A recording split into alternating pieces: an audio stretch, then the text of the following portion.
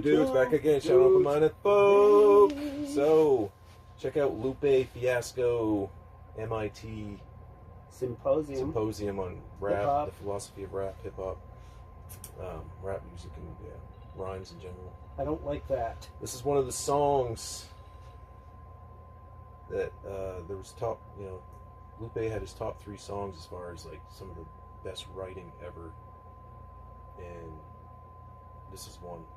And it's one of his, and it's about a girl that was 6 months old and was in her father's arms, and I guess somebody got a PlayStation stolen or something. This guy rolled up and did a drive-by shooting and killed this girl, and he wrote this song about how if she would have grown up and did certain things, and so it's pretty, and he's done, even with Samurai, it's based. The concept is loosely based around Amy Winehouse, because she even mentioned something about, there's some clip with her talking about Samurai in some context or whatever, but it's also like Lupe, we know this anyway, Lupe builds these worlds, like most rappers don't do that. He builds these kind of worlds when he writes an album or a song, and he's so deep with his shit, like, we have to fucking, you gotta revisit. You gotta go back and listen to his songs over and over again. Because like, you see the title of a song called Samurai, you don't even think that it's about, Amy Winehouse is nowhere near within a million miles in your thoughts. But there's like, it's also way deeper than that too, of course. But it's just cool. I mean, it's just crazy. Like, you get an idea from somebody and then like expand on it and like. Well, didn't James give do that? As much life as you can. James did that with Moth and the Flame, I think, after watching her documentary. So, here we go. Jonylah. How do you say that? You live.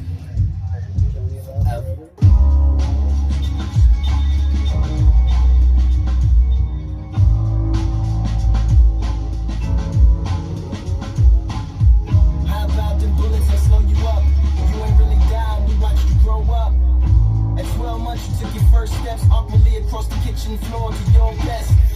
Your first breaths that we can call words were in your father's lap on November 23rd. And they would live for me, and he did for you. Flipped the neutron and stayed inside the crib for you.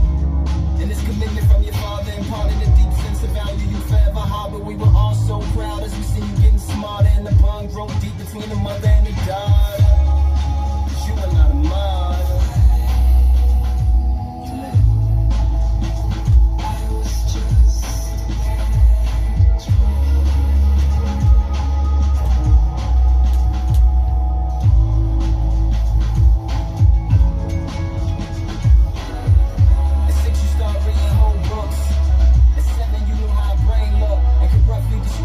All the different regions, can tell when we were sick, and even knew the reasons. The world wasn't at peace, gunfire every weekend, but you were hardly there, you was always leaving.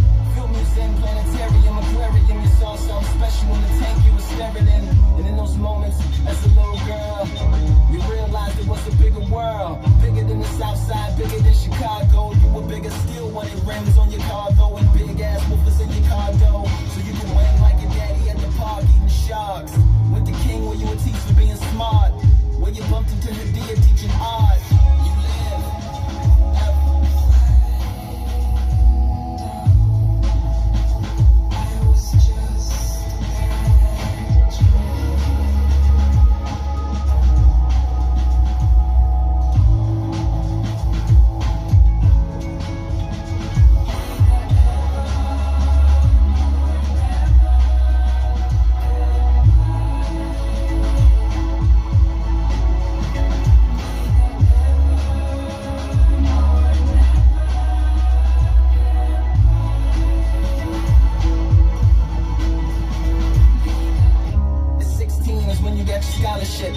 At 22 is when you got your doctorate.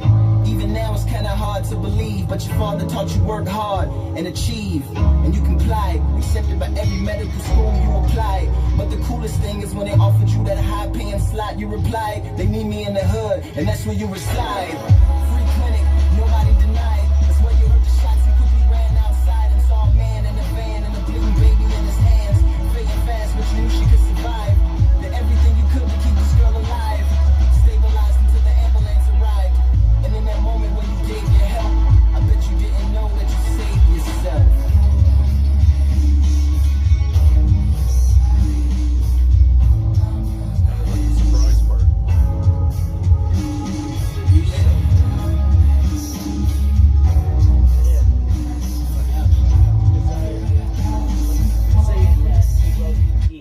the story about this infant who killed. got killed in a drive-by, but then like he wrote this song about her, and if she had lived, how she would have. But then at the end, he's like, yeah, and you probably don't even know, you just saved yourself.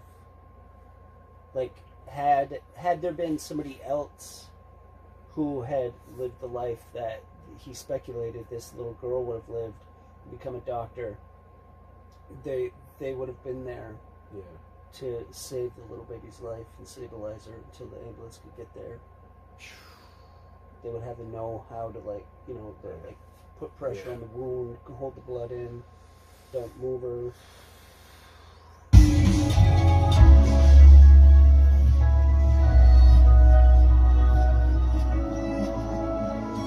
Lord have mercy.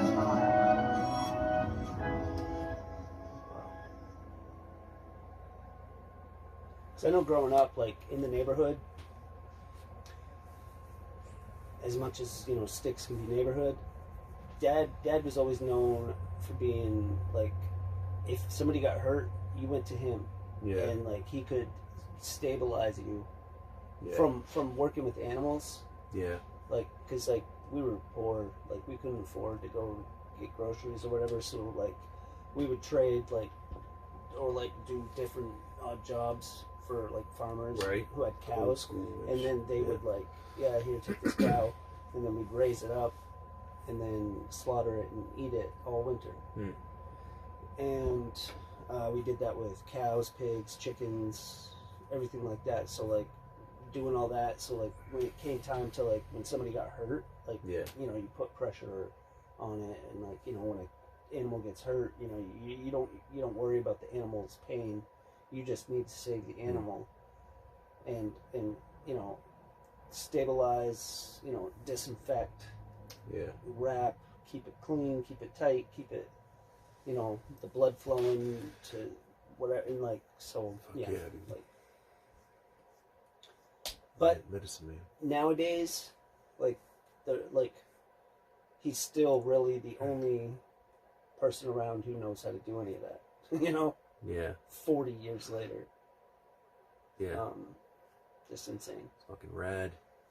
Hit us up in the comments. But if there were more people like that, and I guess there's more because, like, you know, I could do that. My sisters could do that. Roll up on a scene, or, like, you know, somebody's got, like, an arm gone, you know, to tourniquet. Right. Or, Yeah, it's kind of, you know, pressure dressing. Figured it out, you know, too, like, but, like, one little wrong thing, you know, you because can't you don't move know people what and you're shit. doing, Crazy. not gonna really matter or help in the long run. Let us know in the comments details of things and So cool. people's views on stuff. Yeah. We out.